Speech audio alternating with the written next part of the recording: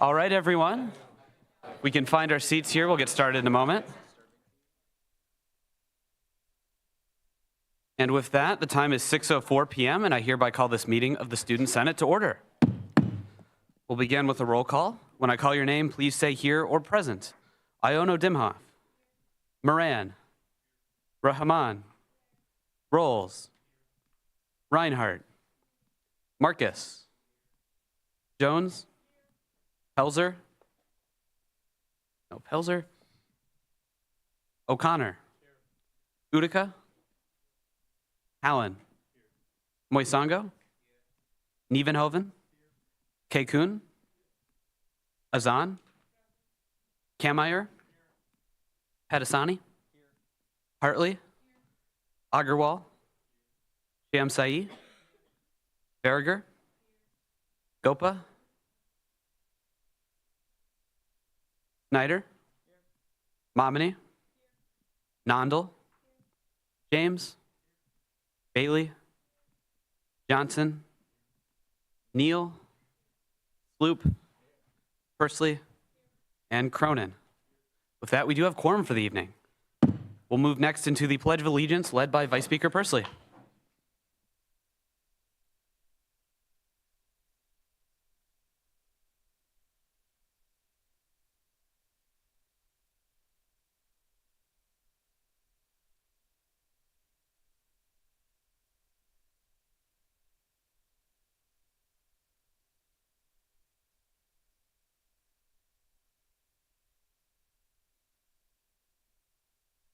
All right, and so if that's seeing no Senate program for this evening, we'll move directly into open forum. Open forum shall serve as an opportunity for students to speak about any issues relevant to the student body. If you're here tonight for open forum, I would ask that you approach the podium at this time. Seeing no one for open forum, we'll move into adopting this evening's agenda. Is there a motion to do so? One of those become a second, or did you have an amendment?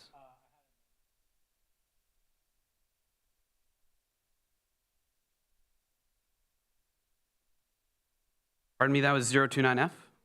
All right, and so there was no second on adopting the agenda anyways, so that's good to go. It's moved and seconded to remove item, you said 029F from the top of external matters. Pardon? So if that's an objection, you can state the nature being why and then ask the senator.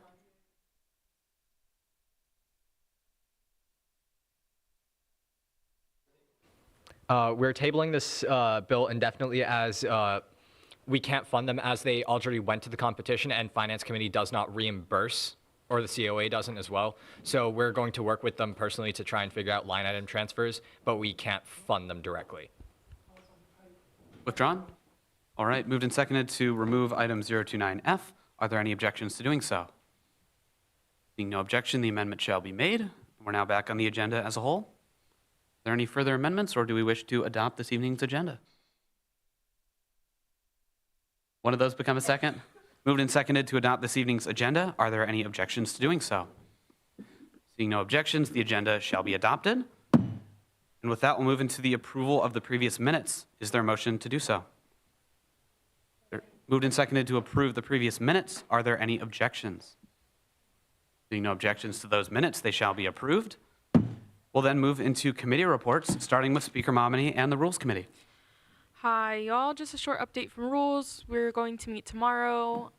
We are wrapping up our project of the baby bylaws. Pretty exciting. I think they look great, and I think we're all pretty excited to show those to you once they're done. And we're going to talk about next projects moving forward. That's about it from us. All right, and so if that, the floor is open for questions or comments for the Rules Committee. Seeing none, we'll move on to Finance. How's it going, guys? Not much for me tonight. We have a few bills that you'll be voting on. Both were sent favorably. That's all I got. And with that, the floor is open. Seeing no questions or comments, we'll move on to PR. Not too much on the marketing and IT side. They're just going to keep posting stuff and updating the website. The first podcast episode is going to be recorded this Saturday, so stay tuned for that. And then I'm going to pass the mic off to Eric for an outreach update. All right.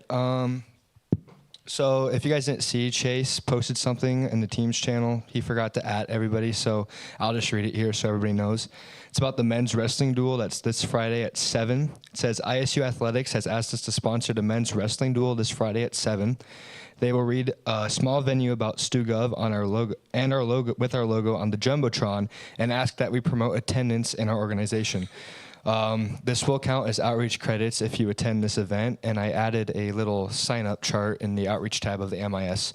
So I'd appreciate it if you'd sign up or let me know if you plan on attending. Also, if anybody's seen my placard, let me know, because I have no idea where it went.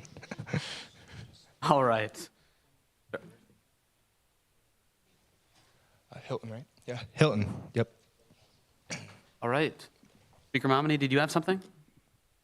It's not a question, just a point for senators. Even new senators, you are still required to get an hour, so this could be a great opportunity to do that. All right. Any further questions or comments for PR? Seeing none, we'll move on to the Idea Committee. Hi, everyone. Not a lot of updates, but Sophia had a wonderful lunch with MSA, and we're looking to collaborate with them on projects going forward. And I also have a meeting coming up at City Hall this Friday, and we'll see how it goes. All right. With that, the floor is open for any questions or comments. Seeing none, I would entertain a brief motion to add Senator Gopa to the roll. So moved. Are there any objections? Seeing none, he shall be sat. And we'll move on to the Events Committee. Hi, you guys. So we had our meeting this week. It was wonderful. We have 2 updates for you. Number 1, which is a little less pertinent right now, but in February, we will be doing the Know Your Leaders series. So keep an eye out for updates on that. We're kind of in the beginning stages of planning that. And then also next Wednesday, after all of the stress of professionalism and respect of the Joint City Council, we will be having a student government Thanksgiving potluck. So if you would like to come share some thankfulness with the rest of us, that would be wonderful. It's going to be in Jardine. I made a really obnoxious team post about it. So please go look at that. And then last thing pertaining to that, in the student government office, we're going to have little cards that say thankful for blank, and you can write someone in student government you're thankful for with a little note on the back, and we'll give them out next Wednesday. Fair? Okay. Those are all my updates. And with that, the floor is open. Seeing no questions or comments, we'll move on to the Local Affairs Committee.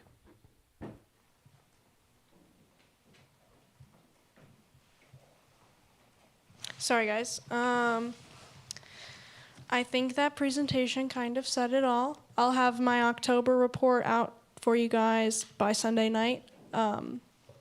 That's just my October City Council report, and I'll have that briefing packet out for you guys as well.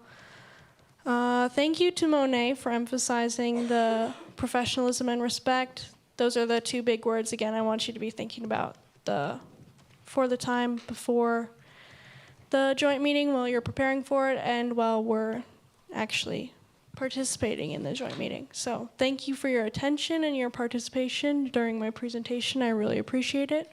And it's looking like it's going to be a great meeting. So thank you, guys. Are there any questions or comments for Local Affairs? Seeing none, we'll move on to the Sustainability Committee.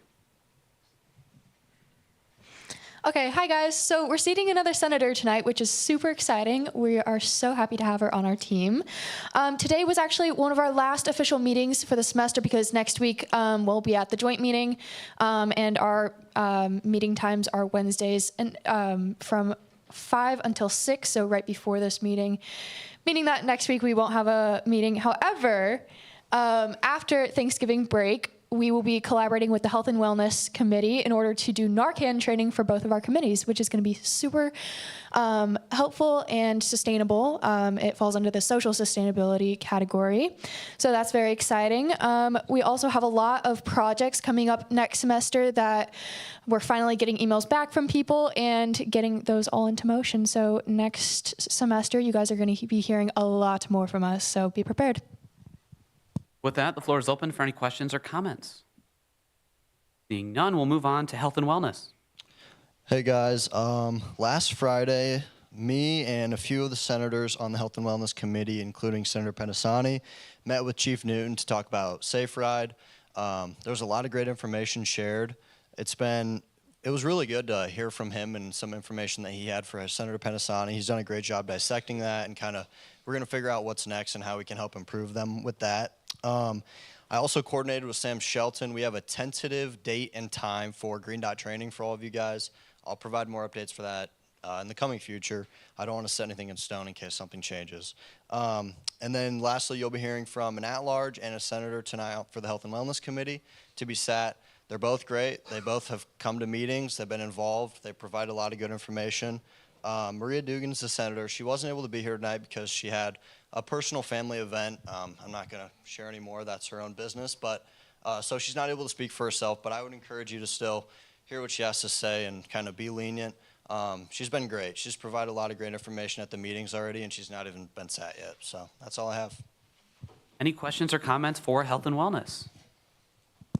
Being none, we'll move on to the legislative ambassadors. Hi everyone. Hope you're all doing well. Know the end of the semester is quickly approaching, which is scary but exciting. Not a whole lot from legislative ambassadors. We're meeting tomorrow from 5 to 6 p.m. in Curtis.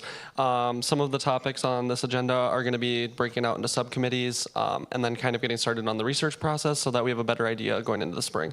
Tentative schedule has been sent out to the committee for spring meetings, and times are going to the Capitol. And then one other idea I've kind of had that I'm going to work to implement with my committee is bill tracking. So keeping track of what bills are being heard at the State House and when, and kind of helping them understand how that will impact student government. So, are there any questions or comments? Being none, we'll move into that other category. This is an opportunity to share updates about any committee that is not otherwise represented on tonight's agenda. Being no updates, we'll move into comments from the judicial branch. All right, seeing none, we'll move into then comments from our advisor. Hello, everyone. I just want to thank everybody for all the great work you're doing this semester. I was just in Texas for a couple of days at a conference of both union directors as well as student government advisors, and almost everybody who had students attend the conference here for student government had glowing reports to say about the experiences that they had. So I just wanted to share that feedback back to you. So thank you all for all the hard work that you put into that and participation. Also, we've seated a lot of new senators this semester. So I just want to remind everybody, you do have 3 advisors for student government. That is myself, Chad Garland, as well as Brad Hill and Christine Helfin. We're here to assist everyone, all of you, and whatever you may need, whether that's just to have a conversation, if you have questions about things, or just want to talk through ideas, we're here for you. We all work here in the union. I'm the director, and Christine and Brad are our associate directors.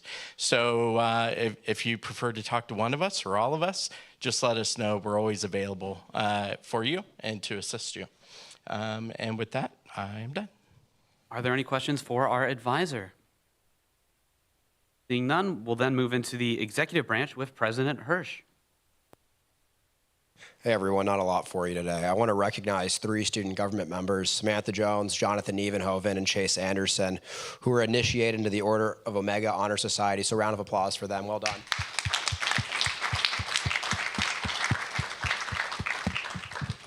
I think as of today, it's 100% official. We have a student government administrative assistant, Amy Shaw. She comes from Colo, Iowa. So over the last couple of months, we've been working towards getting this administrative assistant so that we can better serve Iowa State University students. And we're very excited. She's going to be next to the COA office. She'll be housed there so that she'll be accessible to student government members. And the way that this position came about is to better support us and the initiatives that we have so that we can get more done in the limited time that we have while in student government.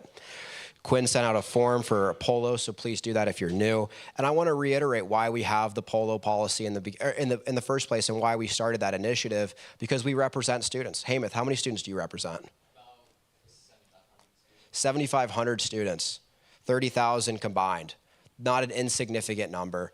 And when you go to career fair, my question for you is, how do you dress? I imagine you dress business casual, business professional, and that's just when you're representing yourself. when you're representing 7,500 people or 30,000 students, there should be a higher level, a higher bar.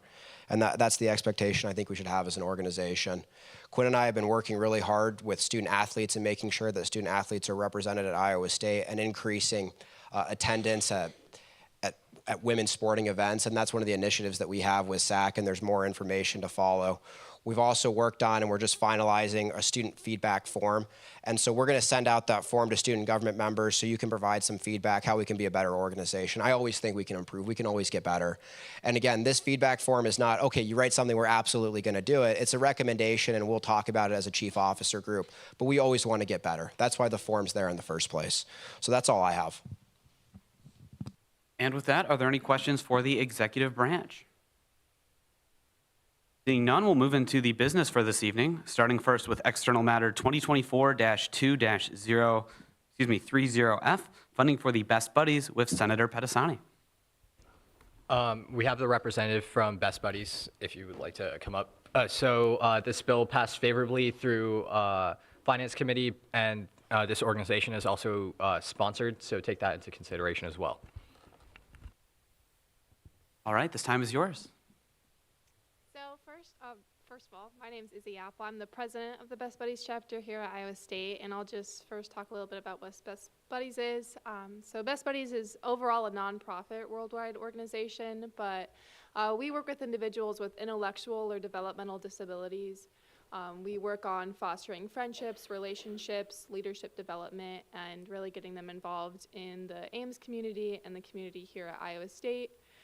So our funding that we requested is just for general meetings throughout the next semester, things like craft supplies, games, things like that, that the buddies really enjoy doing. And then as well as our leadership conference in the summer. The chapter president, myself, has to go every summer. I meet with other chapter presidents across the United States for a few days of leadership development and learning more about how we can promote Best Buddies here at our own university. And with that, the floor is open for discussion, starting with Senator Azan. So I'm just going to watch for this. I was part of the Best Buddy last year, and their guys are doing incredible job. So just vote for yes. Thank you. Is there any further discussion? Senator Utica. So from what I'm seeing here, I'm seeing 750 to be transferred, but from the highlight is 450. Is that a mistake? So from the art, I'm seeing that $750 should be transferred to the Senate. Oh, okay. I withdraw. Pardon? I withdraw. All right. With that, is there any further discussion? Moved and seconded to end debate at this time. Are there any objections to doing so? Seeing no objections, closing comments with Senator Pedisani. UC. UC has been called for, but unfortunately it is a finance bill. I apologize, Senator Pedisani, but I love the spirit. Seeing as this is a finance bill, we do have to do a roll call vote. And so when I call your name, please say yes, no, or of course you may abstain. Iono Dimhoff. Moran. Rahman. Rolls. Reinhardt.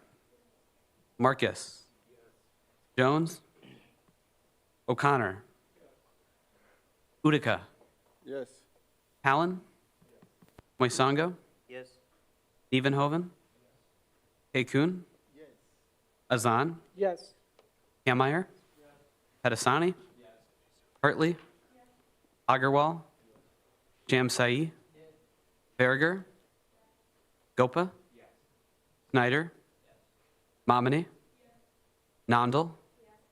James. Bailey. Johnson. Neal. Loop. Persley. And Cronin.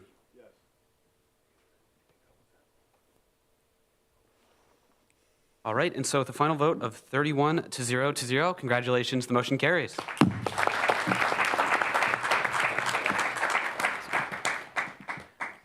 Next, we'll move right into item 2024-2-031F, funding a mass email campaign to promote Perplexity Pro's free academic tool for students with Senator Gopa. So a couple of weeks ago, Perplexity is an AI tool, but that's pretty similar to ChatGPT, but it's more of an educational tool that gives you resources to like YouTube videos and other links. So it's a more advanced search AI, search AI, web search AI, and they recently ran a promotion where 500 Iowa State students signed up for their free version. They'd give us the pro version for a year for free, and I think we should promote it and tell students about why it's good for their educational experience and how it'll improve their educational experience. And I want to work with PR to make posters and email campaign for it, and that's about it. With that, the floor is open for debate, starting with Senator Azan. First, I do have a point of information. So these two line items, they were added recently, or it was last week as well, poster printing and flyer distribution? They were added on Monday, yes. Okay, yeah, because I do remember it was just a mass email. Okay, so did you get a chance to talk to library about their input, what they think about this software, or anything along the lines? No, I got to talk to a lot of students about it. I think I surveyed about 40 students. 20 of them are my friends, so it'd be biased from that, but 20 of them I spoke to random students at the MU. Okay. Are you? With that, the floor is open for any further discussion. Senator Agarwal.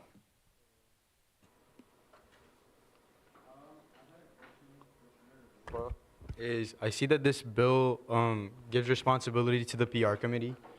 I just want to ask if you contacted the PR committee and you asked if they would be willing to do this? No, I haven't yet. I would also like to yield some time to Eric.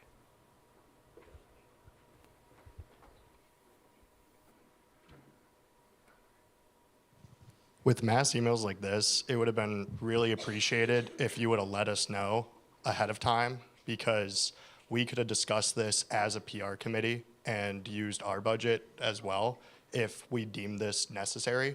But without that proper communication with the PR committee, you're basically just telling us to go ahead and do this without any communication within the committee itself. Like, we have a committee of 23 people, and not one of us heard about this until last week in new business. So. Vice Speaker Pursley. So would you say that this tool is similar to like Grammarly Plus?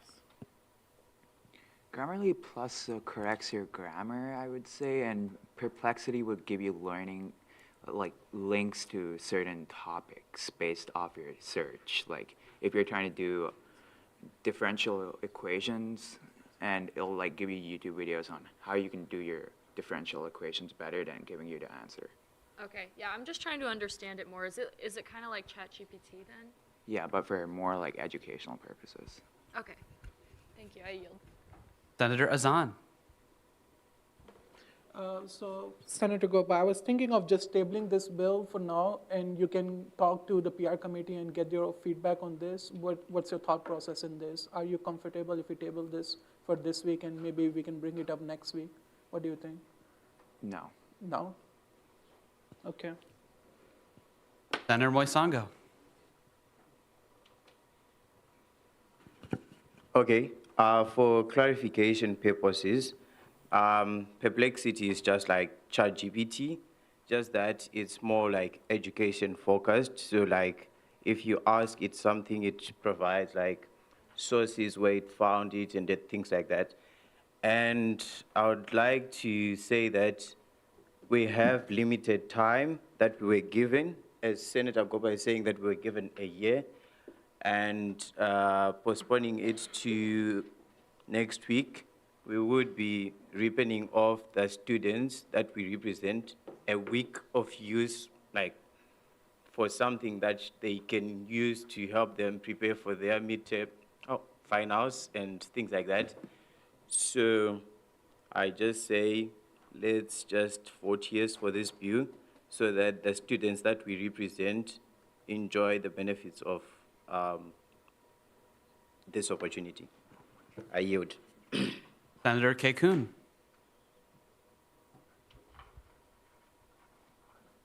Okay, I would like to seek more clarification here. I don't know if I've not really gone through the entire document.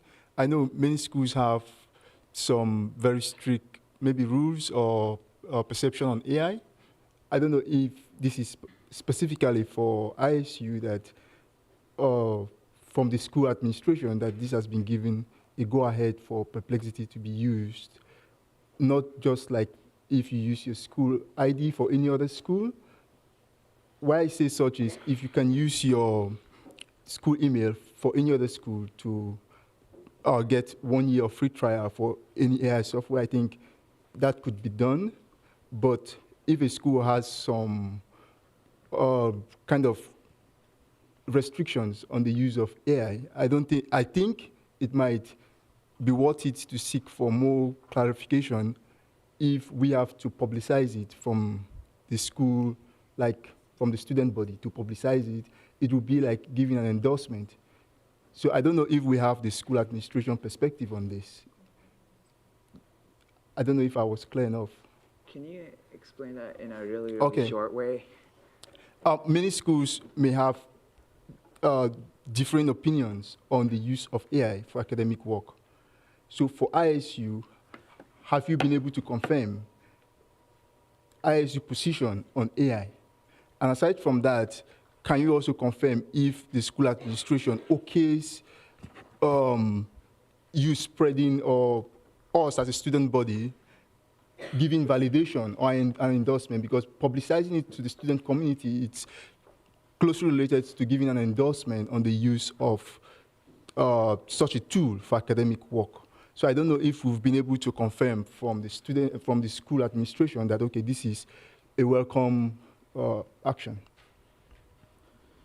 So I haven't talked to the faculty senate about this, but I believe I read an article about the use of ISU's policy on the use of AI for learning purposes. I believe it was said by faculty senate that we could use it for learning purposes. We cannot use it to complete assignments. And there's a committee for AI at Iowa State, and I believe this email campaign and the flyer campaign is just telling students how they can better improve their learning experience.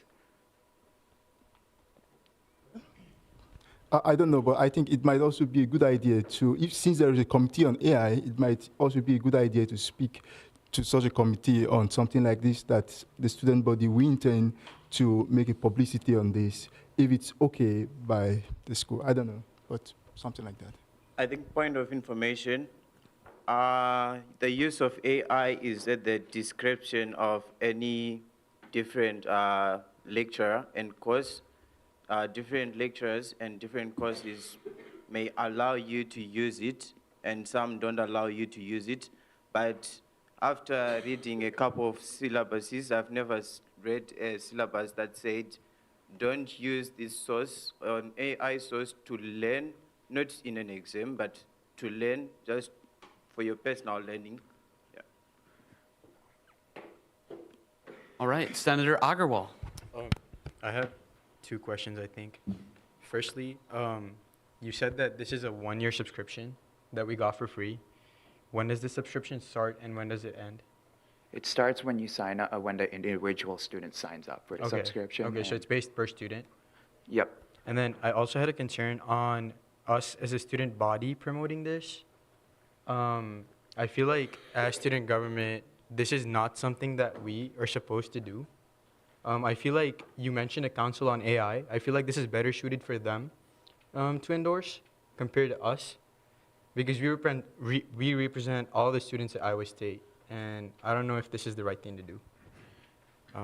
That is a good point, but Perplexity is its own private company. There's various different AIs, so if a committee chooses one specific AI, it's more like public lobbying of their company, I would believe. So like, let's say we're trying to promote a moving company as a student body, but we ask a university committee to promote one specific moving company, we would be lobbying for that specific moving company. So you do make a good point, but this is its own thing. Senator Rolls.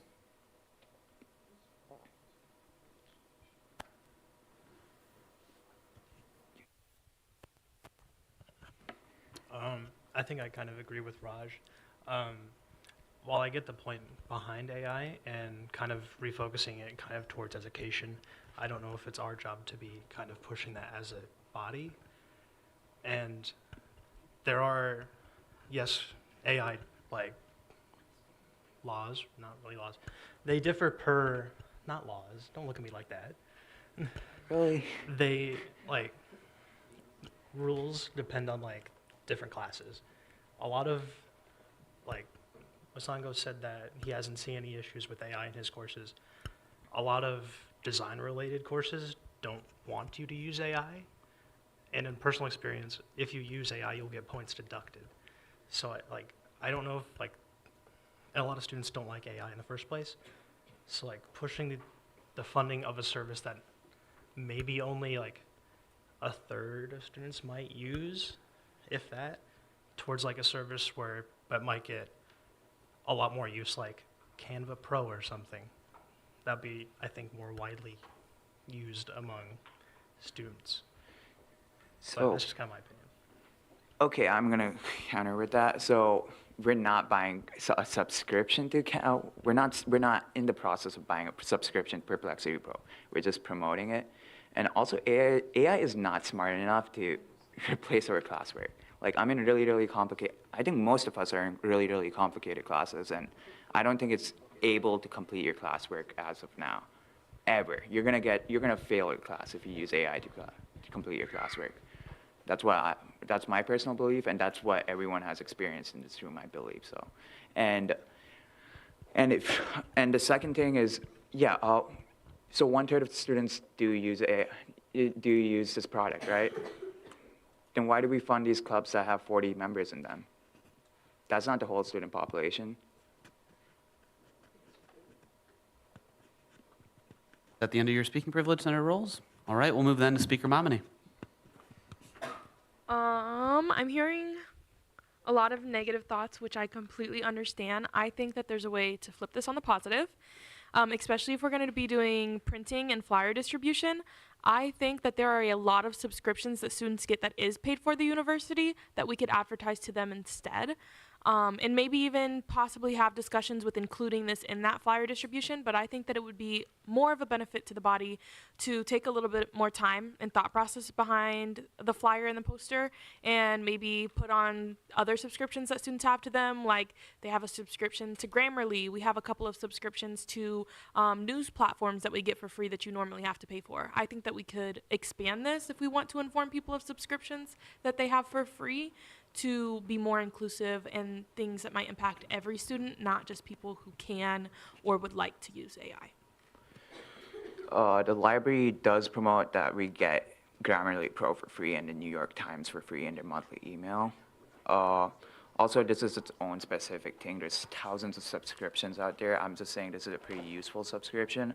Also, Professor Jahid Hassan, a PhD and an entrepreneur at Iowa State University, led the initiative to get all these signups for Perplexity Pro. There's been a lot of professors behind this moment, computer science professors, who've been trying to reach out to students to actually use this tool. Yeah, I'm just not sure. I get the mass email point. I think that a mass email is fine. The point, or the part that I don't think will be effective or maybe even necessary, is the poster and flyer distribution. I feel like if we're going to print papers and stuff and hand them out to people, it should have more on it than just one service that is offered to them. And I know that the Iowa State Library, advertises that people have Grammarly in the New York Times, but I think more things that they have for free and access to would be beneficial on a poster and a flyer distribution rather than just something related to AI. Because if I saw something walking around campus or somebody was handing out something AI, I'm not going to pick it up because my professors specifically say that if I use AI, I will, it's a fail. It doesn't matter how good the paper's written, I fail. But if it had other information about free subscriptions that I could gain access to, I would pick it up then. So that was just kind of my point. Okay, yeah, we're hanging up these posters. We're not giving out these posters. And it says flyer distribution. Yeah, we're distributing these flyers. It's flyer distribution through student engagement, so they're the ones hanging up the posters across campus. That's interesting in and of itself. With I yield. Senator Palin. I would just like to say that the way this bill is worded and the way that it was gone about, I dislike the precedent that it sets with committees are here to help us. We work on them to help other people. And this sort of forces PR committee's hand if it passes, when it could have been a conversation. Like you could have reached out. PR committee is busy. We already have our own things that we're trying to do to best support the student body. And this sort of forces PR committee to reallocate resources when, again, this could have been a conversation. It could have even been our own PR committee's own budget if that conversation was had. As well as generally the consensus was that we didn't love the idea of promoting one, like, essentially company to the student body, even if they're giving us free stuff, like a free subscription. So that was sort of the general consensus among the PR committee itself. So yeah, with that, I yield. Senator Iono Dimhoff. I understand how the topic of AI can be scary and it's something we don't necessarily want to address. However, I think we need to be realistic and understand that many students on campus use ChatGPT, will copy and paste it directly into their work. This is an outlet where instead of giving you answers, it gives you links to further your education, which is why I think it's a great alternative and would be very beneficial for students. Because realistically, we can't stop people from using AI and using ChatGPT, but we can move them towards better AI that will help them with their education. And I yield. Senator Neal.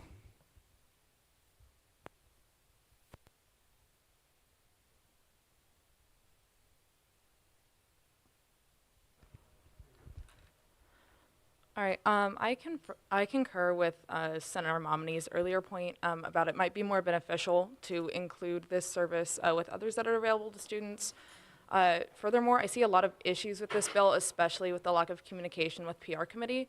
But all that being said, just a general point of information, Perplexity is an AI tool that is available to use for free. So is Perplexity Pro, does that make it more educational? Is there some big difference that is worth us spending our budget on something that might have a marginal benefit? Yeah, Perplexity Pro is better. It gives you more search results, and it gives you more search results. The normal version of Perplexity gives you one search result, so if you're trying to find more videos, you're just going to get one result, while the Perplexity Pro will give you like 5-6 sources, and but I once again apologize to the PR committee. I apologize to the PR committee. I'm so sorry, guys. I should have reached out. So I am gonna ask for a recess for 2 minutes so I can change this bill. So it says that I'm gonna make the graphics and the email campaign for this instead of the PR committee, because I understand you guys probably don't have the time because you're working on more important projects, but I really do apologize. So I would like to motion for a recess for a minute. We'll wait and see if there's a second first. Senator Gopa's moving for a 2-minute recess while he makes amendments to his bills. Is there a second? Second. Moved and seconded. Are there any objections? Do you wish to state the nature of your objection?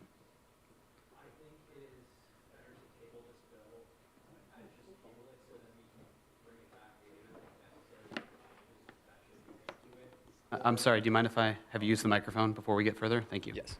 So I think tabling it would be better, so then there's more time for GOPA to make the changes necessary to the bill rather than rushing it in a 2-minute recess. But also, it would give more time for him to confer with PR and kind of make sure that what they see the problem as to it being, and also make sure that all the bases are covered, because there are a wide variety of problems that have been brought up, and they're all valid points. And I think a 2-minute recess isn't going to fix that. I think the best way to go about this is to currently just table it and then bring it back when it's ready, or we don't bring it back if we believe it's not ready. Simple as that. All right, I'll give either of you the opportunity to withdraw either your motion or objection, with the understanding that if neither of you withdraw, we'll move into discussion on whether or not to recess for 2 minutes. I withdraw, and I want to make a friendly to remove the following comments on my bill. How do I? Make a friendly. 1 second. I'm gonna just delete everything that says developed in partnership with. So we don't even need a recess. So just for clarity there, is that would be an amendment of substance? So that would require a vote, or it would just pass with no objection? A friendly would be if there was like a grammatical mistake or something of that nature. Can we go into a vote? Pardon? Can we go into a vote? Yeah, so you can make those amendments. If there's a second, then I'll ask for objections. Second. So is that, are you making that amendment? I'm making that amendment. Is there a second? Are there any objections?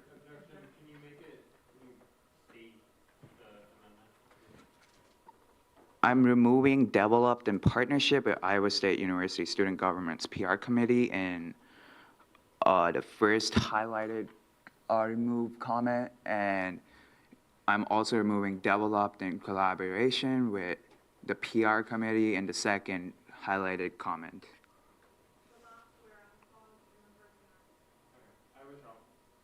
All right, moved and seconded to make both of those amendments. Are there any objections? Do you wish to state the nature of your objection?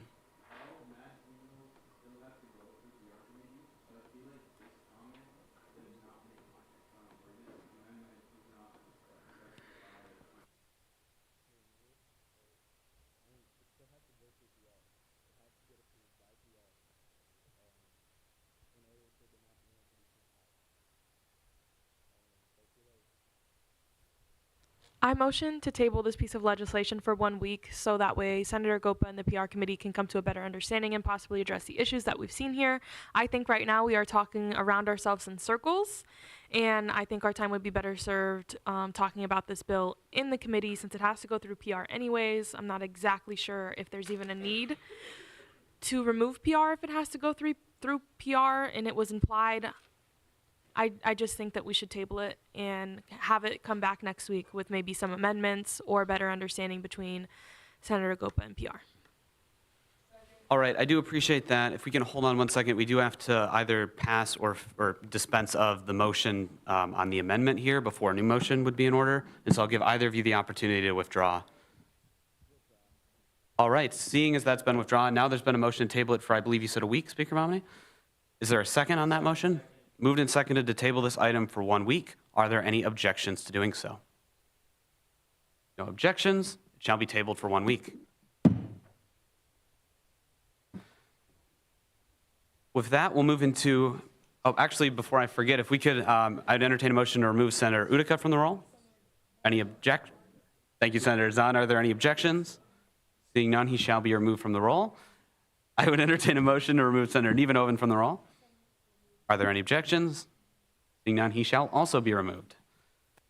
With that, we'll move into internal matters, starting first with Special Order 2024-2-040SG, Senior Senator to the Sustainability Committee with Senator Kammeier.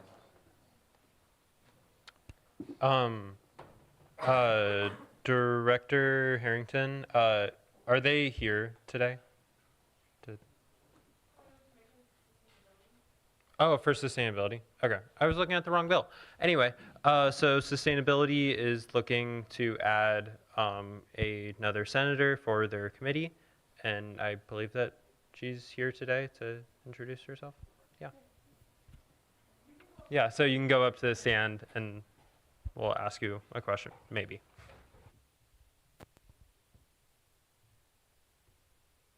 Hi, everybody. I'm Maddie Reinhardt. I am a Cal Senator, majoring in microbiology and animal science. I am now being sat on the Sustainability Committee. All right, with that, the floor is open. Senator Pedisani, was that for this nominee? Starting then with Speaker Momini. So sustainability is pretty great. They have a lot of subcommittees. Is there an area or project that you would like to jump into, or do you have one of your own? I have one of my own. I know that it's probably would take a while for it to happen since we're going into the end of the semester. I currently don't have any that I know of that I would be getting onto with sustainability, but I just have some ideas for specifically CAL's members being involved with being sustainable on campus. So I have some ideas about that I would like to get involved with. Awesome, thank you. I yield. Senator Moisango. Describe yourself in one word. Awesome. All right, so with that, the floor is open for any further discussion. Moved and seconded to end debate. Are there any objections to doing so? Seeing no objections, closing comments with Senator Kameyer. I was just going to say, she seems awesome and ready to be on Sustainability Committee. And there's 2 letters I'm thinking of. Can someone tell me what those 2 letters are? UC has been called for. Are there any objections to passing this nominee by way of unanimous consent? Seeing no objections, congratulations, the motion carries. Next, we'll move into item 2024-2-041SG, seating a senator to the Health and Wellness Committee with Senator Pedisani. As Director Harrington said, the senator isn't here due to personal reasons, but she did give a speech to Speaker Momney. All right, I'm going to try not to stutter all over this wonderful speech that she sent me. So it says, hello, senators and committee members. Thank you for the opportunity to express my desire to join the Health and Wellness Committee. My name is Maria Dugan. My name is not Maria Dugan, but I'm going to be here for a second. And I am currently a third-year analytical chemistry PhD candidate at ISU. I apologize that I am unable to be here in person today due to family commitments, but I appreciate your consideration. Recently, I was honored to be appointed as an off-campus senator, where I expressed my dedication to health and wellness and safety for our student community. As I stated during my initial speech, I believe that supporting students in all aspects of well-being is essential for a thriving campus environment. I recently had the privilege of attending the Health and Wellness Committee meeting on November 7th, led by Director of Health and Wellness Adam Harrington. This meeting provided valuable insights into the ongoing projects and the impactful initiatives we aim to complete. I'm excited about the committee's efforts, and I look forward to contributing my energy and ideas.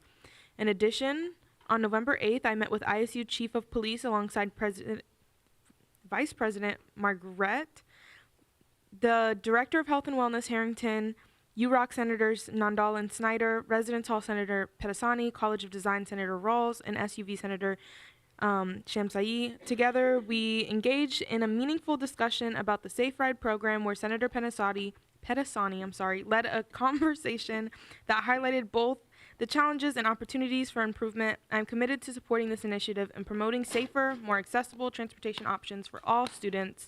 My past experience in event planning, networking, and fundraising has prepared me well for this role. I am eager to leverage these skills on the Health and Wellness Committee and advocate for the wellness needs of our student community. Thank you for considering me, and I look forward to officially joining this committee to advance health and wellness initiatives on our campus. That's all, and I'm lightheaded. I'm going to open it up for questions. Starting with Senator Agarwal. I would just like to thank her for preparing an awesome speech for us. All right. With that, the floor is open for any further discussion. Oh, Senator Shamsai, excuse me. I think the name of the senator in this bill is written wrong. Oh, it's if you click the link I and then click on the link. Look. yeah, It's not a real that's name. the at-large one. Here, sorry, let me pull it up for you.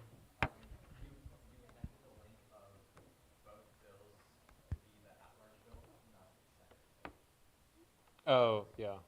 So that's why there's confusion.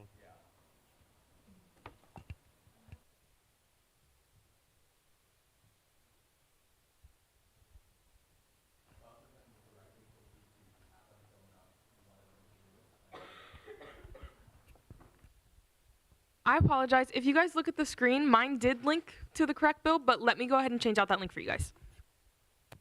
Right, and while we get that fixed, Senator Pedisani, did you wish to add something? Just kind of adding on to Senator Dugan's speech, I do believe that she would be a valuable member to this committee, as she has already shown her commitment by coming to our meeting last week on Thursday, but also being a part of the Safe Ride meeting with Chief Newton, showing her commitment that she's willing to be a part of something that, even though she is not directly involved yet. So just to kind of back her up there. So, yeah. All right, I would entertain a motion to remove Senator Agarwal from the roll. Any objections? Seeing none, he shall be removed. Point of information, that link should be updated to the correct bill. Senator Kameyer. Call to question.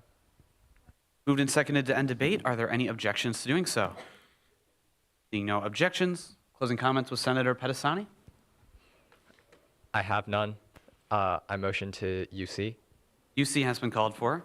Are there any objections to passing this nominee by way of unanimous consent? No objections. Congratulations, the motion carries.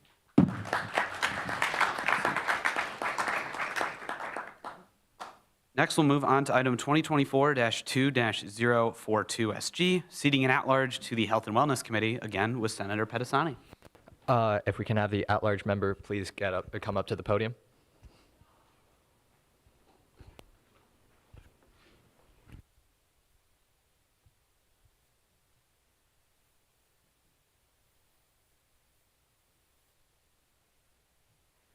What lays at the heart of Iowa State? The football team, the campus, the students, perhaps even the food. A speaker I had recently had the opportunity to listen to said what lays at the heart of a university is the library. I disagree. Don't get me wrong, we have an amazing library, but the library would be nothing without the students who've spent sleepless nights cramming for a test they procrastinated studying for. We've all done this at some point or another, whether we admit it or not. After working in a hospital for 2 years, I know I haven't seen it all. Not that I want to, but it did give me a unique perspective on the importance of health. Not just physical, but mental too. Let me ask you this. What do a university and a hospital have in common? They both run on stress and caffeine. But more importantly, the community's well-being. I believe at the heart of a university, like a hospital, it's the well-being of its students and staff. We often hear that mental and physical health go hand in hand, and I think supporting both our students and staff should be a priority. My name's Ren, and I'm a major in mechanical engineering. Thank you for your time.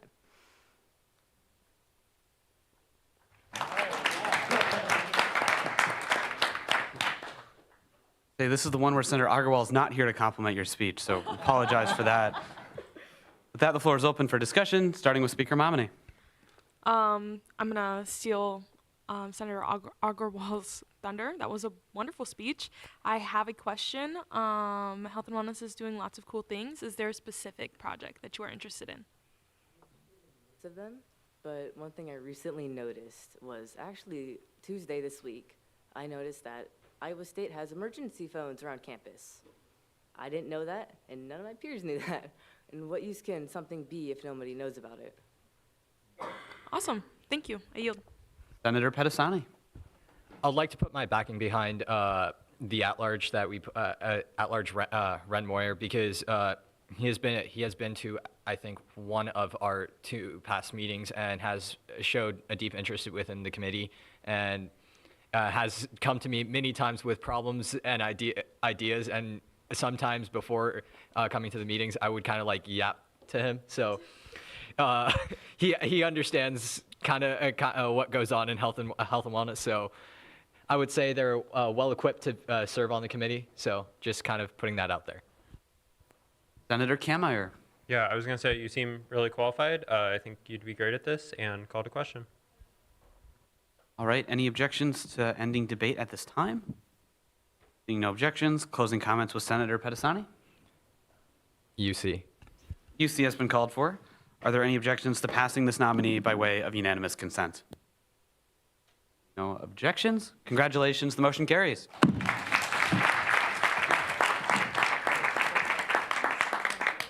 With that, we'll move into general orders, starting with item 2024-2-002A, the 2025 election code with Speaker Momini.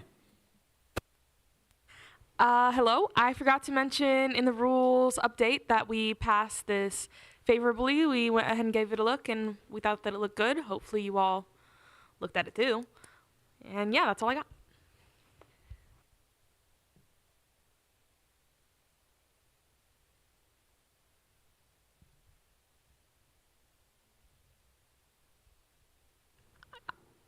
I'm going to actually yield the rest of my opening speaking privilege to the election commissioner.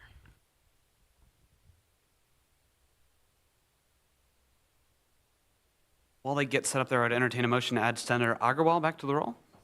Any objections? Seeing none, thank you. He shall be added. We were here last week on first read, and then just before I get started, we do have two versions that are on here, and one of them is the markup version. So just as a note on our kind of like formatting, green means is stuff that's getting added, and then red is stuff that's getting removed. There is a mistake if Senator Momedy could have an amendment. It is, I believe, 3.6.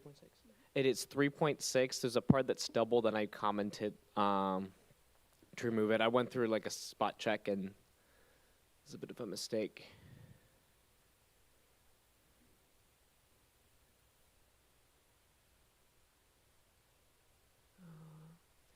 Yeah, it's that part that's members of the election commission until campaign team. That part is double. That was supposed to get moved up, but we didn't go back and delete that, and that should be the only. It might be. It should be. Are you saying that 3.6, the section is somewhere else and it's doubled Yes, up? It's included? doubled up between Okay. members and campaign team. That first like sentence is doubled. So. All right. So that would be a friendly then, but let's go ahead and finish your opening and then we can Yes. make that friendly. Yep, absolutely. Yeah, so just going over some of the changes that we made. A lot of it is overhauling to address some of the stuff that happened last year. A key thing that we're adding this year as a note is we're requiring slates to go to at least 3 meetings with the Election Commission. So the campaign period is about 4 weeks long. So we're hoping that with the slates, they're required to come to 3 meetings with the commission. This is just an opportunity for slates to, if they have any questions about something that they want to do, if there's any gray areas in the election code, that we can have a conversation ahead of time, and we can prevent any sort of situations that the commission and the slates are not on the same page, so we can avoid future violations. Another big thing is in the very beginning in our first section, I believe it is 1.2.1.3, we are adding the Election Commission Constitution to be considered part of the election law. As a note, the Election Commission Constitution has a lot of important procedure in regards to particular violations and how those are handled. So we want to make sure that that has the force of election law and that there's no gray areas there.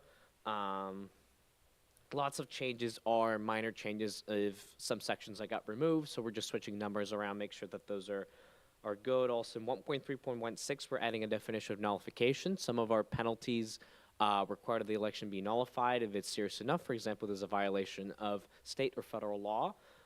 So we're just making sure that candidates are absolutely clear what that kind of penalty would mean. Going through another notables. Just adding in Chapter 3, we're just adding specific requirements for the commission to provide violations procedures to the campaign so that they are aware of what's happening. We're working on a kind of document to run them through the process, so that will be included in the election packet that slates get during our info sessions. Another thing is just clarifying that the election commissioner fulfills the role of liaison with executive slates and just giving the election commission the power if I'm not able, or whoever's my successor is not able, that they can delegate that power to the vice commissioner. We're also switching in Chapter 4 and 4.4.2, and apologies if I'm jumping around.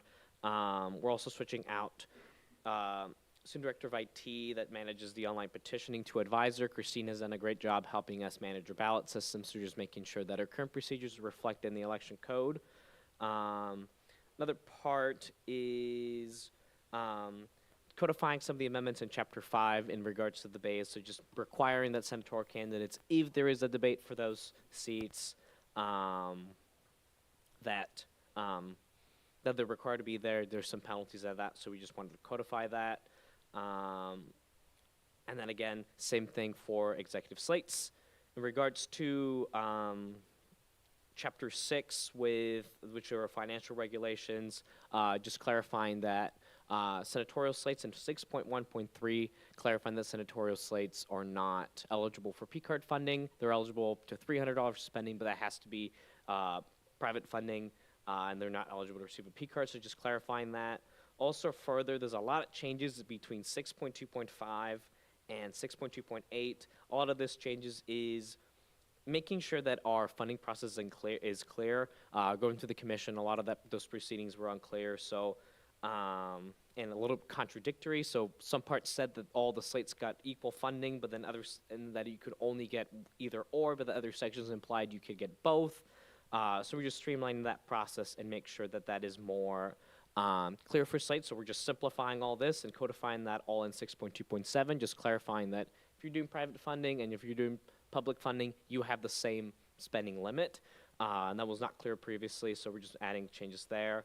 And then in 6.2.10, 6.2.11, or just 6.2.11 rather, we're just focusing on making sure that it's codified in the code that the ledgers have to be accurate and true, so not falsified. Just codifying more stuff from our appendixes. And then endorsements in Chapter 7, we're just clarifying when the endorsements have to be in with the commission and make sure that that is absolutely clear. Further, we're also clarifying that external organizations and individuals can endorse specific slates, but they have to be filed with the commission, so just making it clear within our rules. That was an issue last year, that it wasn't absolutely clear where an outside person can endorse. They just have to be clarified with the commission, so we want to make sure that the code is more clear on that. And I'm trying to see any other changes. A lot of other changes are removing the Attorney General position, which doesn't exist anymore. That's in 8.6. We're making those changes.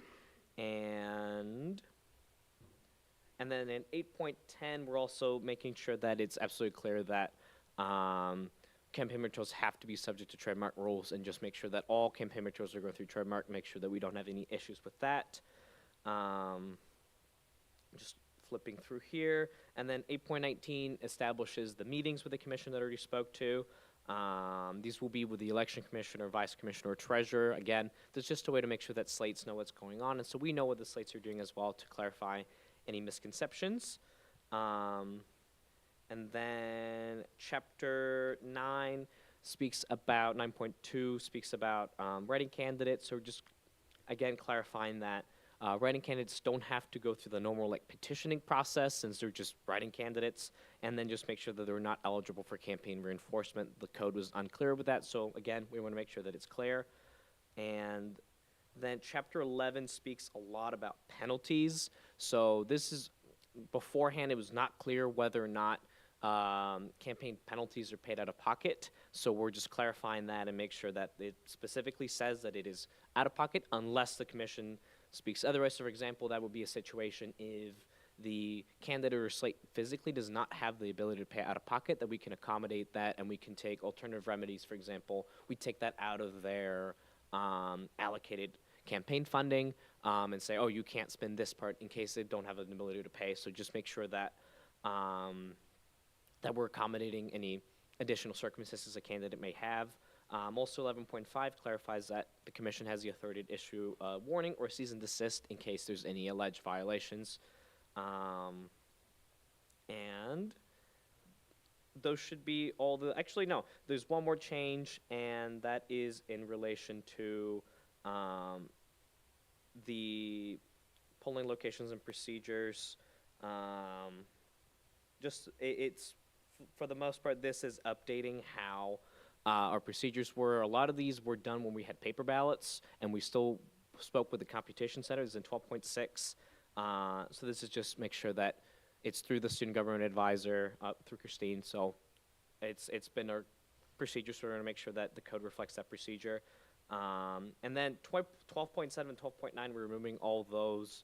Again, these is when we had paper ballots, and those were when you had challenge ballots of case eligibility was in question. It's now done through Qualtrics, so eligibility will not be in question, so we're getting rid of those. And then 12.11 is clarifying about volunteering with designated polling locations. So we have a limited number of the commission members, and we want to make sure they have as many physical locations for students. So we want to just make sure that we have specific regulations for volunteers, to make sure that we have the authority to sign volunteer terms and conditions forms, so we can make sure that volunteers, A, are not promoting specific slates and they're adhering to the election code. And then finally, 12.12 just speaks about clarifying that slates can't provide the ballot on election days to students, but they may direct them to either vote.iastate.edu or to the Election Commission voting locations. It was a point that was unclear last year, so we want to make sure, again, that the code is clear for both the commission and candidates so we can avoid any violations. And then our final change is in 13.1. It's just, it was a little unclear where this 500 megabytes came from for server space, so we're just clarifying that they just get one page on the website. We were working with Director of IT to make sure that slates have access to the website. It'll mostly be done that slates will provide Christine with a list of things that they want on it, and then Christine will make those changes for them, or Director of IT. I apologize, that was a lot. We just want to be absolutely transparent with you guys what changes we're making. I'm now open to questions if you have any. All right, and so as we open up the floor, I would entertain the friendly that the commissioner was just talking about, which is the beginning of 3.6, which my understanding is it's a friendly because it's simply in two places accidentally. Yes, it All right. was there, and then we moved it up, but we forgot to get rid of the original. All right, so removing that first sentence of 3.6 would be a friendly if any senator wishes to make it. All right, Speaker Malmedy, do you accept your own friendly there? Perfect. All right, with that, the floor is open, starting with Senator Azan. Great job, guys, first of all. I do have like a follow-up question. Did something happen in past that you think that we need to have 3 meetings? You're requiring 3 meetings with the Election Commission, right? Yes. So I was just concerned about making it mandatory. I was thinking like maybe optional will be better. If someone has any questions, concerns, they can reach out to Election Commission instead of like requiring them to attend 3 meetings with you guys. What do you think on that? So the reason we wanted to make that mandatory is simply due to the fact that there were quite a few violations last year, and we want to make sure that we're avoiding that. That's why we're trying to only do them once a week, and these can be super short check-ins. These can be either virtual, and we can accommodate as much as the candidates. They just have to be once a week whenever they're able to, and it could be as long or as short as the candidate wants, but we really want to make sure that we're doubling down. We want to have absolute communication between the commission and the slates to make sure that we avoid any issues, so that's why we're making them mandatory, just so that we're clear, like, this needs to happen in order to avoid any sort of issues. Awesome. Are you? Senator Kameyer. I'd also like to repeat what Azan said at the start. Great job. I'm glad that you guys went through this and made some really good changes. So my question, or I guess I have a couple, but one of them is related to 3.1. So this one, just to repeat, individuals running in student government election may run for both Senate and executive office. What was just kind of the decision-making and wanting to make that change? This was actually not a change. This was just already there. The only thing that we added was Senate because it previously wasn't there. It's just clarifying that they can do both. The reason is just because we sometimes struggle to field enough Senate candidates, and even in actual like federal elections, for example, some states let you run. For example, President Biden, when he was vice president, he ran for vice president and for senator at the same time, so there is some precedent at the federal level, but it's just sometimes we don't have enough candidates to be able to field, so we don't want to unnecessarily limit that. And there might be some people that might be like, well, I want to run for president, but I still want to stay in student government in case I don't win, so that gives them that flexibility of, oh, I can still participate in student government even if I don't get the presidency or vice presidency, or whatever that might be. Yeah, that makes perfect sense. And then would they need to do like their 2 Senate like outreach credits as well as? They would have to fulfill, the only thing is they would have to fulfill the requirements for both. Okay, awesome. And then for 5.3.1, so this is the debate one, just was there a reasoning of putting it at like 150% for the? The reason is just in case it's like just one candidate, we don't really need to have a debate. Also, it's really an optional, so it's just an eligibility requirement, so that if it's just one candidate, they can just be calling, because then the commission has to work with that, and it's not really worth to put forward a debate for just one candidate, so that's why that's there. Yeah, that makes sense. And then just the one like right underneath it, maybe I missed it, but like what would the penalties, or just like, is it kind of up to your discretion? If you go to the bottom, and there's some weird extra pages at the bottom, but if you go to page, let me get that for you. I think it is 34. Yeah, if you go down to page 34, there's Appendix A and B. There's a link there, and there you can see your penalty schedule. You can also see here all our markups. So the penalty for Senate is going to be, if I can find it. Yes. The link is not working. So the link doesn't work in the markup, but it works in the proposed. Yeah, I don't know why check that the is, proposed. but They're identical, yeah. just one has our changes. Most of the changes are just codifying stuff, and, oh yeah, here it is. Fail superior would be $30, and they would get charged for that penalty. But yeah, Azan, it's all the same stuff.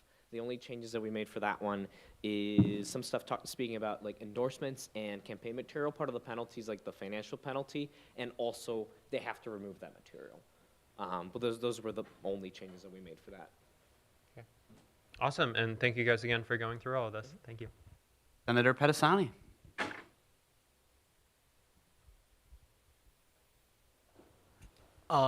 Has there been previous precedent set by like having a lot more people apply to become run for a senator position where it kind of brought the idea along of having a debate, or was it just something you guys just kind of came up with on the fly?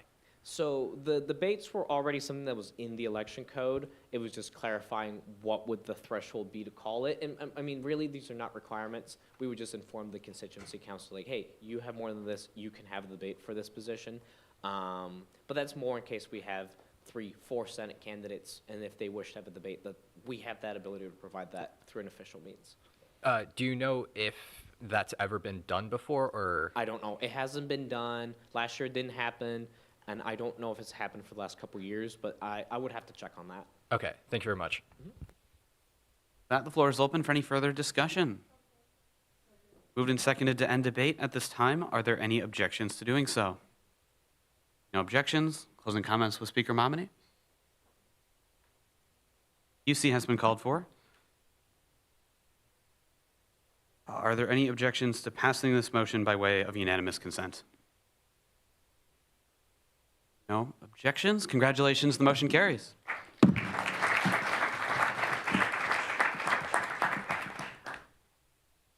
Next, we'll see item 2024-2-003 ST, recommendation to end outside of class exam taking on Election Day with Senator Kammeier. All right, so we did have a couple of amendments that we wanted to make for this recommendation, but if you haven't already, I encourage everyone to read through it, and then I am going to yield to Speaker Momini for those amendments. Yeah, so you can see highlighted in red the amendments that I thought would more concisely put what we were trying to achieve with this recommendation. And then I also struck through one of the whereas clauses because I just kind of reiterated it in the last ordered clause. And I also reworded that last ordered clause, so I also struck through that.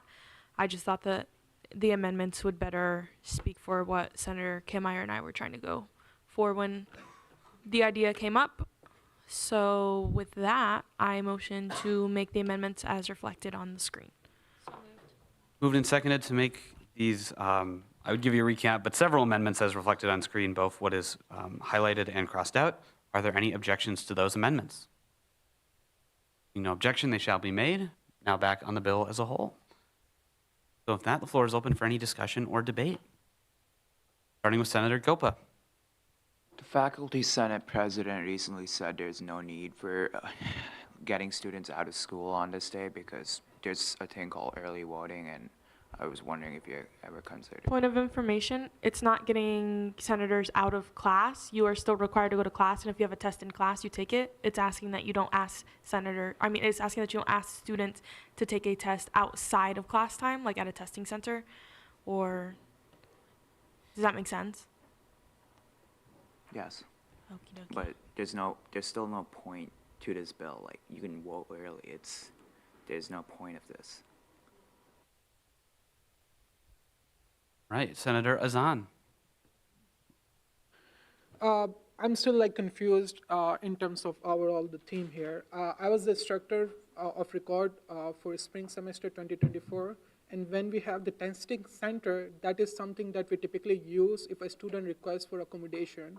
Typically, most of the exams or all these like exams, as per my knowledge, happen onto the campus with different auditoriums. So the testing center is dedicated for students who need special accommodations.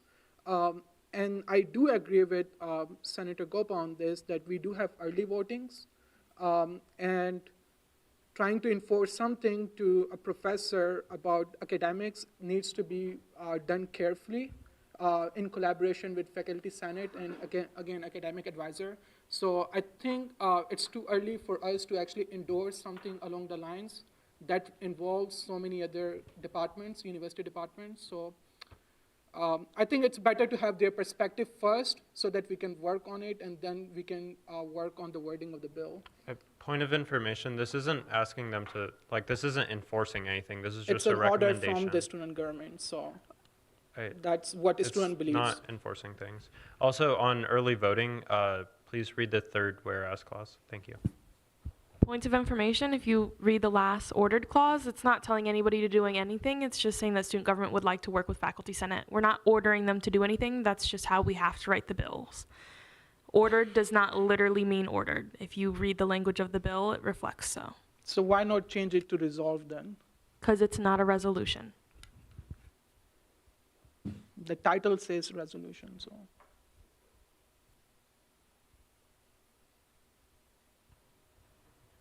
Okay, then that needs to be amended because it is, since it says ST up here, ST is a recommendation, and they're supposed to be ordered. They're Senate orders. So I'm going to friendly myself to change, friendly to Kameyer to change it to ordered, not resolution. Yeah, and just for context, I thought it was supposed to be written as a resolution, but it's confusing because it's a recommendation. But yes, I accept. All right, Senator Zahn, did you have anything else? I'm still like, I do have concerns when we say the order student government recommends professor not to assign examination outside of normal class time, such as in the testing center on election day for presidential and midterm election. It's pretty much a lot to ask, especially as an instructor in past. There are cases when you have schedules and other things going on, and that is the time that works because there are multiple exams going on, so you have to work with different classes depending upon which type of students are enrolled in your course, engineering, students from STEM background, and you have to work and collaborate with all these admin offices to figure out the time. So the registrar typically suggests a time for that office for the exam to happen. And when we are actually recommending professor not to assign examination outside of the class time, it's okay, but the class time is actually happen for 1 hour, but there are exams that takes more than 1 hour. So that is factually is something too much to ask. So not all the exams are hourly exams. So some exams actually take more than an hour, depending upon which course are we talking. So when we are asking them not to have exam outside of the class time, that is practically not feasible in all the cases. So that recommendation is something that I think we are asking too much to work on, and it's probably not going to happen at all. Yeah, so with that, I yield. Senator Pedisani. I do agree with Senator Zahn's Senator Zahn and his statement of professors have a hard time already having to figure out scheduling, especially with being an engineering student myself. All our professors have to kind of figure out and collaborate together, no matter the department, of making sure like the exams don't come in like clashing with each other, of like there's conflict. So they kind of try to figure out where the best balance is, and sometimes it just comes down to having 2 exams outside of class on the same day, and you really can't do much because there's a lot of course content. And some classes, I know that chemical engineers, for one of their classes, they have an exam every 2 weeks. So you can't really ask professors to have to alter their thing for something that happens every 4 or so years. So it's just something that would be a difficult thing to work around. We can try, but it would never be an immediate thing to fix. It would be a long-term. It would be a long-term plan if we were to even try and work with them. Senator Verriger. I just wanted to clarify from someone who's seen the effect of early ballot voting this election, because I don't think that early ballot really negates the purpose of this bill, because I work with a lot of freshmen, and a lot of them are first-time voters, and a lot of them are out of state, and a lot of them could not get back their ballots. It just somehow the offices, they said it was too close or the instructions were too confusing. And so majority of the out-of-state students in my class, they had to register as an Iowan the day of election. They had to figure out with no car how to get to somewhere, and we had to help them to get through this. And I think this would yes, there's concerns brought with this, but I don't think that this is just useless. It would give a little bit of help towards clearing up schedules so people can figure out day of election how they're going to do their civic duty. And that is all. Speaker Momini. Alrighty, y'all. I want to clear up a couple of concerns that you guys are having. For one, about the feasibility of this. Elections happen every 2 to 4 years, and I think that we should have in consideration the students on our campus, and I think that professors should want to make an effort to make sure that those students can go and vote. It's your civic duty. You should go and vote. I know not everybody does, but you should, right? Student government has promoted in the past that you should vote. We don't care who you vote for, just go vote, right? So I think that, yes, while it may be difficult, it's not impossible. Nothing's impossible, right?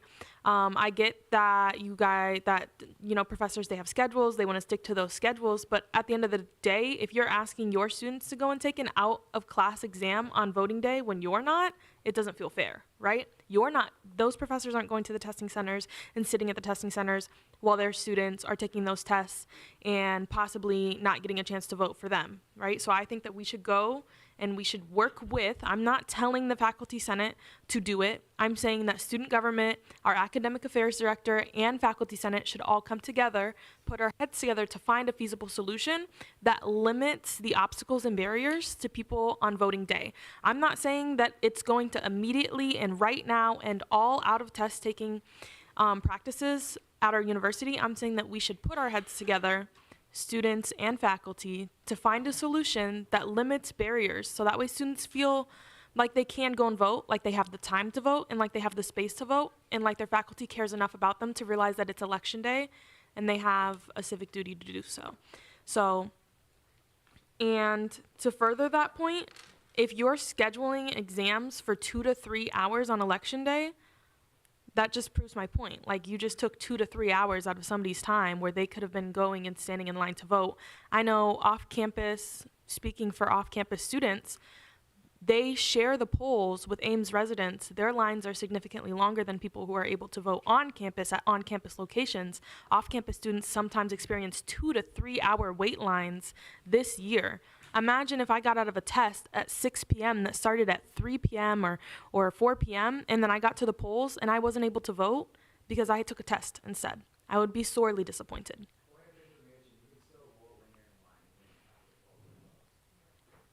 But if I got there too late because I didn't have time, that still stands. If I feel like I didn't have time, let's say I had class from 8 a.m. to 6 p.m. and then my professor said, all right, at 6 p.m. you need to go to the testing center and you need to take a 2-hour test. Polls close at 8 and I get there and I can't vote. Do you get what I'm saying? Or I have a job and I need the money because I need to provide for myself and I get there and I can't vote. So I get it. Yep, there's ways around it, but I think that we should be okay with working with Faculty Senate to remove barriers for students to vote. I'm not sure why it seems like that's a bad thing to do. I think that we should want students to be able to vote, and I don't know how else to reiterate that to you guys, so I yield. All right, Senator Rolls. I think Speaker Momini put that elegantly. Kind of to expand on that, I'll start off with, I've been a citizen. Well, I've lived for about 20 years, and I didn't know how to vote early until one day before the election. And then even then, it's too late to get an absentee ballot. And that's kind of the case in like every state. It's like, yes, you might be able to vote early, but you might be just past the time to actually get a ballot. So you're forced to vote in person. And even then, a lot of people don't know or have to vote like in their state or like a couple hours away. Me personally, I had to drive an hour away just to vote. And it's like, yes, that's not a big deal for me because like my professor just canceled class. But still, a lot of people don't have that, like, they don't have that feature. So it's like, I don't see why the point of not working with Faculty Senate, because like professors like plan their class at the start of the year. And it's like, I feel like you can push your test one day back if you have the whole year to plan for it. And even then, our next election isn't for 2 years. So I feel like you have a little bit of time to actually put that plan into action. But that's it. I yield. Senator Moisango.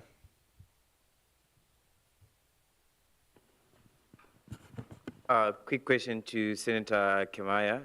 Did you talk to anyone from any faculty member, any professors, or maybe any academic advisors? I've talked to a couple of professors in my department. Now, it's political science department, so take that with a grain of salt if you want to. But they seem generally in favor. Okay, I did. Thank you. Senator Marcus.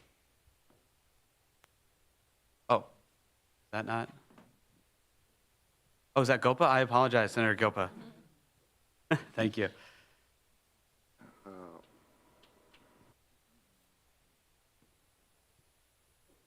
All right. Senator Pedisani.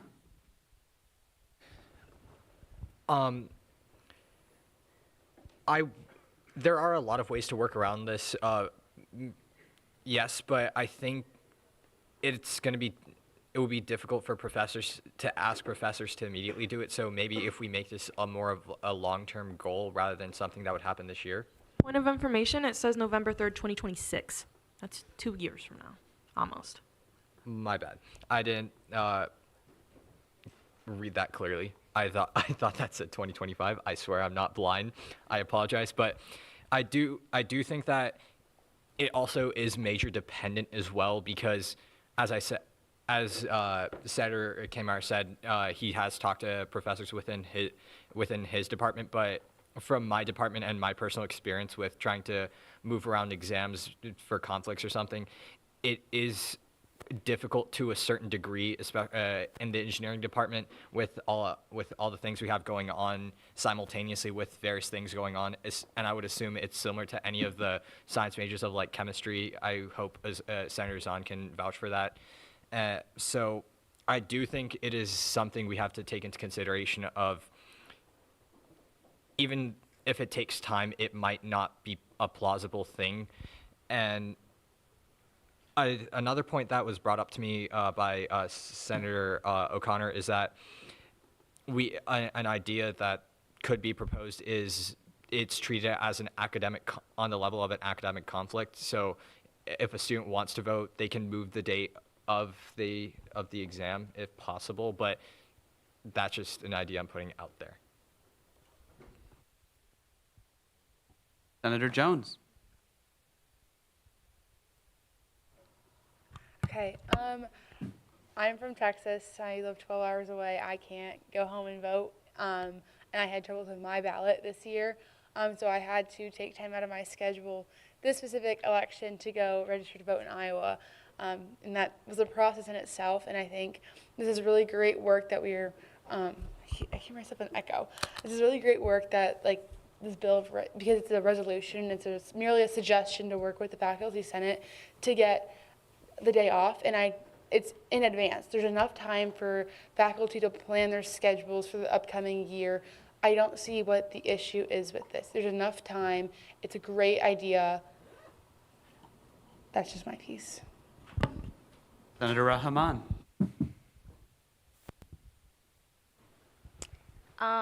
Yeah, it's interesting because like on exam days where I do have exams, I still have professors that assign like other assignments that are not on the exam. So I don't think it's a scheduling problem. I think it's a priority problem, because if you have an exam that's like open for 7 days, you can just have the day of the week that the election is on to be void, and then add another day for the length of time to take the exam. So there's so many ways that like this is possible. It's not impossible. And election day is way too important to treat it as just like something that's inconvenient, because it affects all of us. So I hope you take that into mind. Senator Azan. So I'm just going to share my personal experience again as an instructor. The class for chemistry, we have like a large audience, 300 students, and it's not easy to schedule and accommodate all the students. So we have to do makeup exams back and forth. I did like 5 makeup exams in past just to accommodate the students because of the other, reasons. So that's the whole point of all this discussion was maybe before actually passing this bill from a student government, I think it's better to have a discussion, someone from Faculty Senate with Academic Affairs Director before actually we pass this bill so that we can work on the wording of the bill so that we are on the board with all the other university departments before we actually enforce anything. So that was my suggestion, that we can probably table this bill for 1 week, get their input, figure it out what they think, if there's any suggestions that we can add on this. I do agree voting is important, and it should be, but we have to consider the priorities of being a student as academic should be the top priority.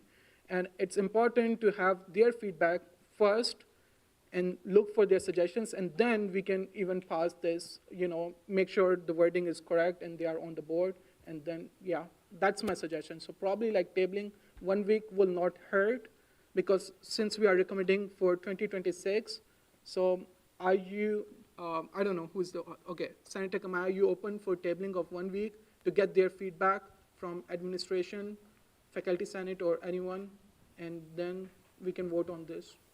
I appreciate the concern. Like I said, like we're just making a recommendation, and it's presented at the discretion of the Director of Academic Affairs.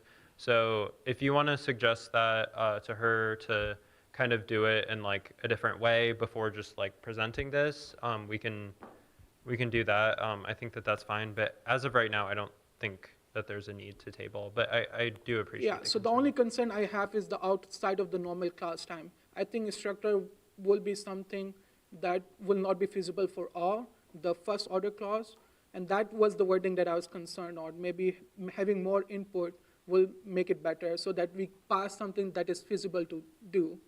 Again, it's recommendation. If they follow it, that's awesome, but recommending something that is feasible to do will make more sense to just recommend something that they're not going to do at all. Yeah, and I understand that, yeah. But I feel like that's more of a discussion for Faculty Senate to have. So is that not a motion? Right. Senator Agarwal. I would like to ask Senator Azan to look at it from a perspective of a student. You're not here to represent faculty, you're here to represent students. And I feel like it's very important for students to participate in the election, which eventually decides the future of the country that they're going to be living in. And I feel like while they are a student, they're a citizen of the country first. Point of information, I'm representing graduate students, and graduate students are instructors for so many courses. Okay. But my point still stands. We should look at it from a perspective that benefits the students. And I feel like this is something that affects them directly and should be given top priority. Senator Reinhardt.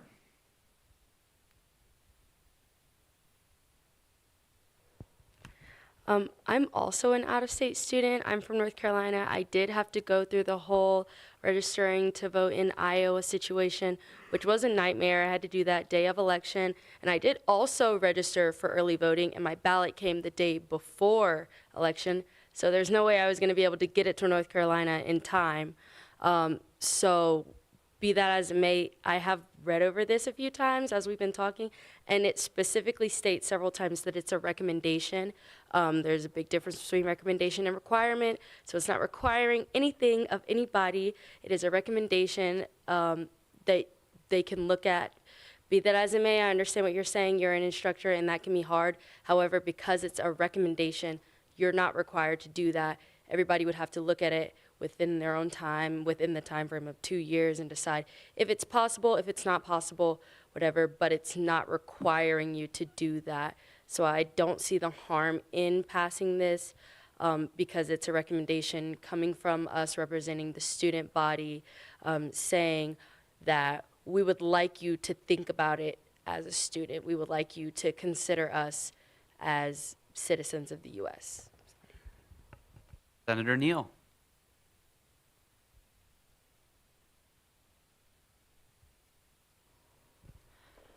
All right. Honestly, kind of feels like we're talking in circles at this point, but I'm going to say my piece. I am in 2 major programs. I understand being busy. I've got a lot of coursework I have to do, and I understand that scheduling, even within a singular department, if that department is large, is difficult. On election day, I had class 9 to 5, and I waited in a 2-hour line to be able to vote. If I had an exam that evening, I would not have been able to vote and exercise my right to vote. This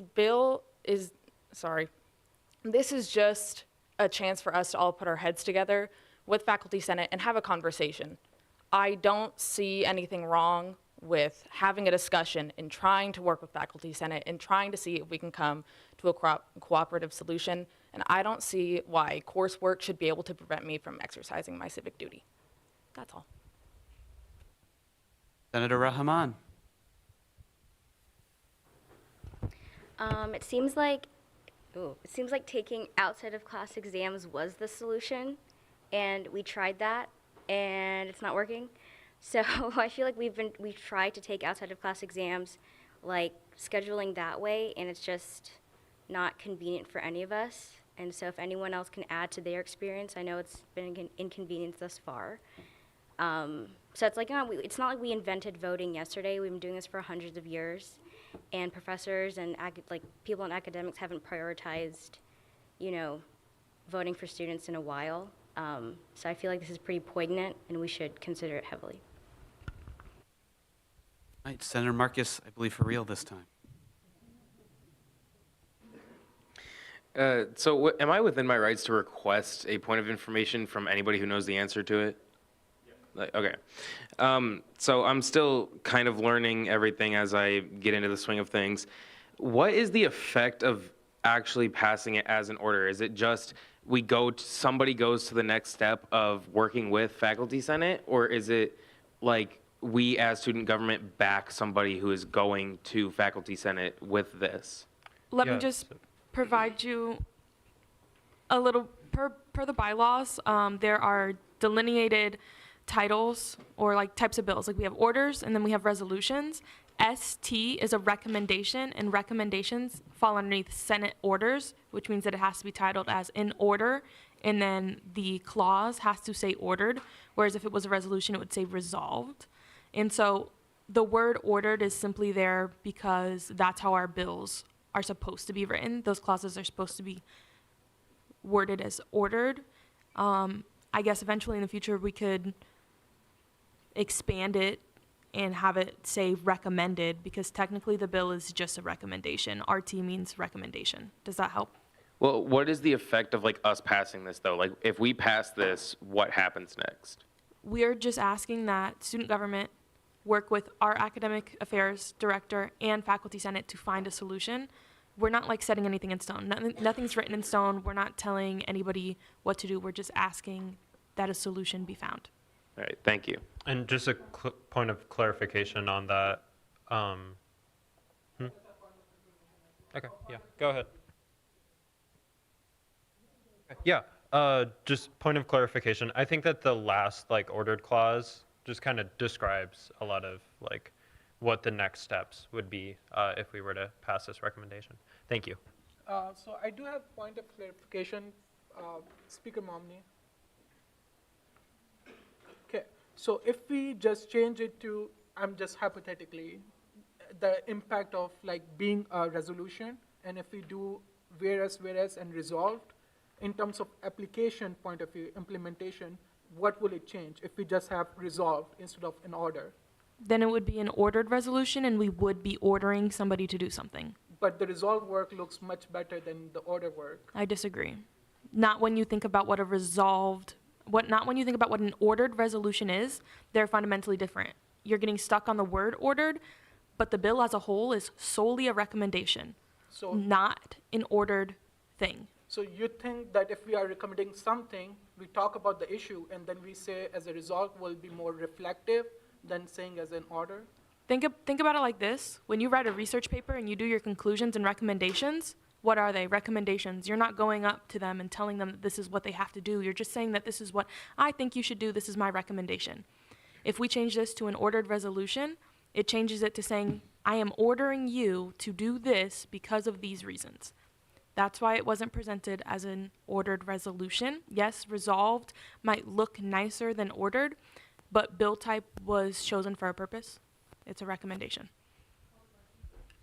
Right, I would add Senator I apologize, Senator Pedisani, Force of Habit, I'm sorry, you have used both of your speaking privileges, unless someone wishes to yield to you, excuse me. Moved and seconded to end debate at this time. Are there any objections to doing so? Seeing no objections, closing comments with Senator Kammeier. I guess I just wanted to add, I appreciate just the working out on this recommendation from Senators on Gopa, Pedisani. But I mean, obviously it's up to you guys how you decide to vote. But I do hope that you can see the benefits of passing a recommendation like this. Thank you. All right. Were you hoping to add something? Was that what that was? Roll call, all right.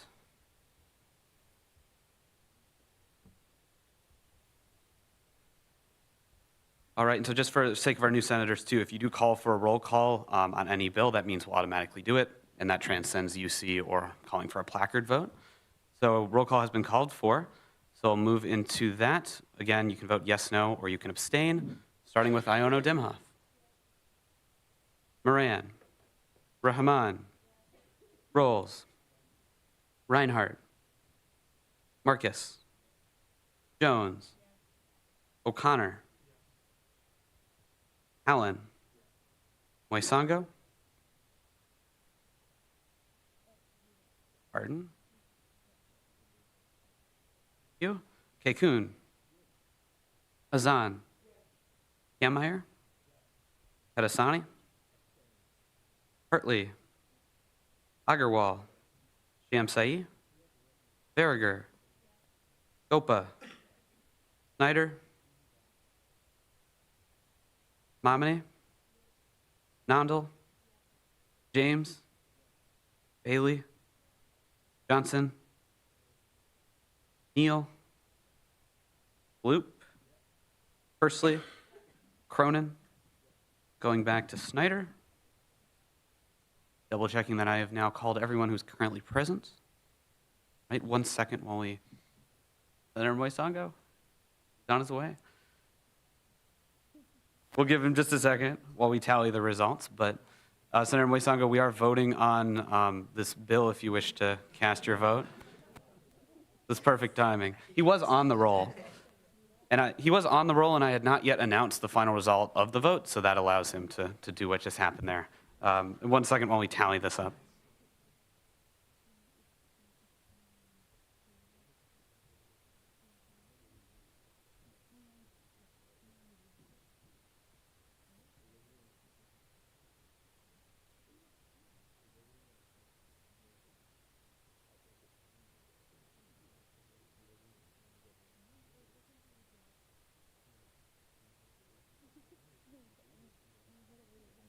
All right, if we can come back together here for a moment.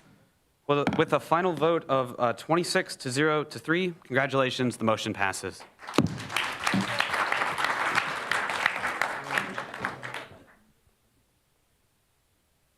All right, and so with that, a rarity in student government, no new business items for this evening. And so with that, we'll move directly into closing announcements. If anyone has a closing announcement, starting with Senator Rolls.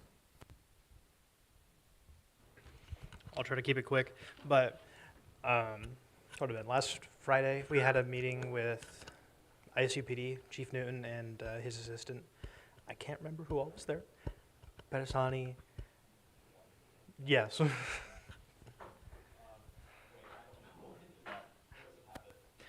Last week we met with Chief Newton and we had myself, Director Adam Harrington, we had Vice President Margaret, we also had Senator Dugan, we had Senator Sam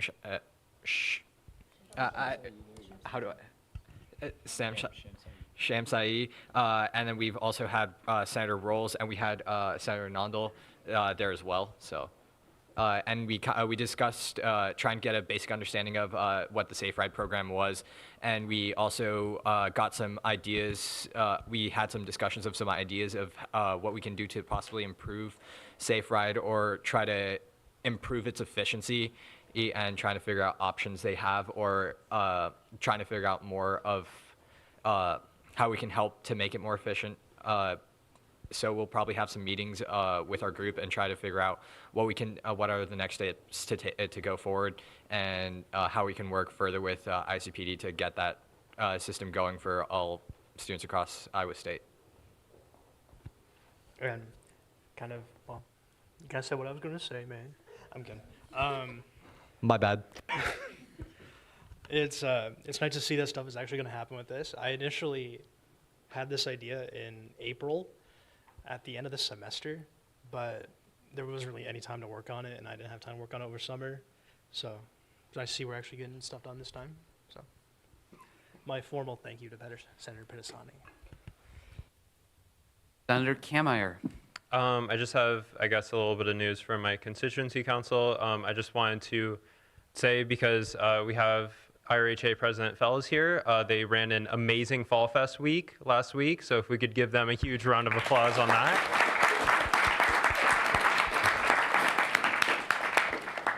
And then also, some of you know this, some of you don't, IRHA picked up part of the Winterfest funding, so they funded 500 in decorations and 2,500 in food. Thank you. Senator Zahn, I take it no closing there. All right. Any further general closing announcements that I'm missing? All right. Seeing none, I'll briefly go into my thing. I don't have too many updates that weren't already shared, but just to reinforce, ex officio Boland has been doing a great job as far as the city council. A lot of preparation, and you had that great presentation before tonight's Senate meeting. So please show up next week, professional both in the way that you're acting, the way that you're dressed. It will have the same parliamentary procedure and Robert's rules as these meetings. It'll just be interesting because the city council will be included. So come prepared for that meeting. Like both of the Erics we're talking about, make sure to check out the MIS and make sure we're showing to the athletics events, specifically highlighting some of those women's sports that we want to make sure we're increasing attendance for. Make sure you're looking at the potluck thing from Monet and Holly, and then make sure you're filling out that polo and name tag form that I sent out. President Hirsch already talked a little bit about kind of our purpose there, but the idea is we're providing you with clothing that's professional. So if, means, having something business casual or business professional is an obstacle for you, this polo is a great thing you can take advantage of that's at no cost to you. So with that, I think we've just about covered it, and I'll yield to the Vice Speaker. If you are one of the new senators that was seated in the last 2 weeks, can you just come up and talk to me after Senate? Otherwise, keep doing your office hours, everyone, and thanks for doing a great job. Don't leave yet, y'all. I swear every time I think it's going to be a short meeting, it goes so much longer than I thought. With that, I look forward to seeing you guys professionally and respectfully next week at 5 p.m. in the sunroom. Another announcement I have is that if you are not on a committee, you probably received an email. Please just keep on thinking about which one you want to join. Next week's meeting is our second to last, so if you have any, let's say, finance bills or anything that requires 2 reads, you need to put it forth the next week. Otherwise, you will have to waive first read on our December 4th meeting, and that's not always a guarantee. So if you want to make sure that your legislation is going to make it to second read, you need to submit it to me next week. Yeah, that's all I got. Motion to adjourn. Go Cyclones. With that, we're adjourned. See you all next week.